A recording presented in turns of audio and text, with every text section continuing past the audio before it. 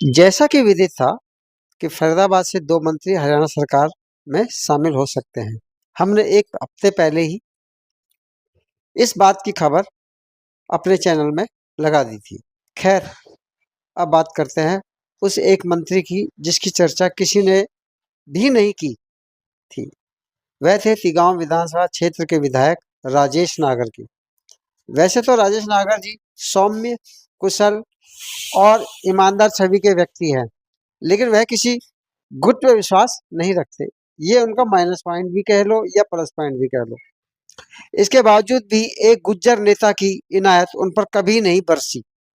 जब हरियाणा में टिकटों का वितरण चल रहा था, तो उस वरिष्ठ नेता ने पुरजोर कोशिश की उनका टिकट काट के उनके सपुत्र को दिया जाए, लेकिन हरियाणा के प्रभारी और आला कमान इस बात को समझते थे।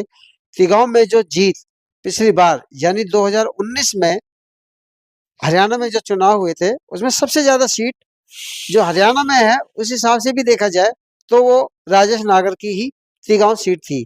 इसलिए उनकी सीट पर टिकट नहीं काट सके। स्वच्छ ईमानदार छवि के सहारे वे इस बार जब मुकाबले में एक कांग्रेसी के बागी उम्मीदवार से लड़ रहे थे, तो उन्होंने वही स्पष्ट कह दिया था कि इस बार वह अच्छे मार्जिन से जीतेंगे। बट ऐसा तो नहीं हुआ, लेकिन फिर भी उनकी जीत अच्छी जीत कही जा सकती है। पिछले सप्ताह 12 तारीख को अमित शाह के घर पर हुई बैठक में यह मंथन लिया गया कि कौन कौन मंत्री होगा और कब मंत्रिमंडल का विस्तार होगा। तो यह तय हो गया था कि 17 अक्टूबर को मुख्यमंत्री के शपथ ग्रहण के साथ ही मंत्रियों का भी शपथ ग्रहण समारोह होगा।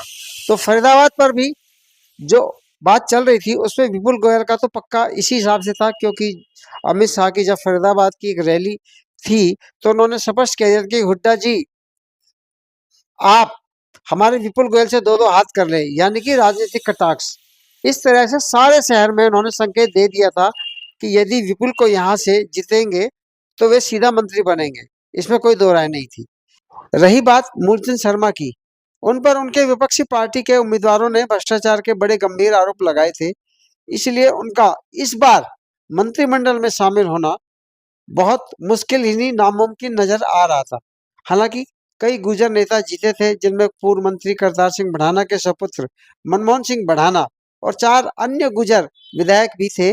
लेकिन उसके बावजूद भी राजेश नागर का कद इसलिए भी बड़ा था क्योंकि आला कमान ने यह महसूस किया कि फरीदाबाद से यदि दूसरा मंत्री बनाना है तो उनका दावा सबसे मजबूत है, क्योंकि एक तो वह उनकी छवि पूरे कार्यकाल के दौरान स्वच्छ, ईमानदार और अधिकारियों पर उन्होंने मनमानी नहीं होने दी। जैसा कि हरियाणा में होता है कि अधिकारी जो है बेलगाम होते हैं, लेकिन उन्होंने इस पर जबरदस्त नकेल कसी और इलाके का जबरदस्त साथ ही साथ विकास कार्य कराया। इन्हीं सभी हालातों के मद्देनजर उनकी दावेदारी 12 अक्टूबर को ही पुख्ता हो गई थी और उन्हें इशारा भी शायद दे दिया गया था कि आप मंत्रिमंडल में शामिल किए जा सकते हैं। अभी तक फरीदाबाद की जो चौधर वह इसी नेता पर टिकी थी। इलाके का हर छोटा बड़ा नेता जानता है कि वरिष्ठ भाजपा नेता की कुछ कुदृष्टि उन पर पड़ चुकी है, क्योंकि वह अपने बेटे को सेट करना चाहते थे। बस राजेश नागर के मंत्री बनने के बाद इस वरिष्ठ भाजपा नेता के खेमे में बड़ी उदासीनता देखने को मिल रही है। बहरहाल तिगांव क्षेत्र की जनता और राजेश नागर के समर्थक फूले नहीं समा रहे हैं। उनके समर्थक राजेश नागर के फरीदाबाद आगमन का बड़ी बेसब्री से इंतजार कर रहे हैं और बॉर्डर से लेकर तिगांव तक का जुलूस निकालने की भी तैयारी कर रहे हैं।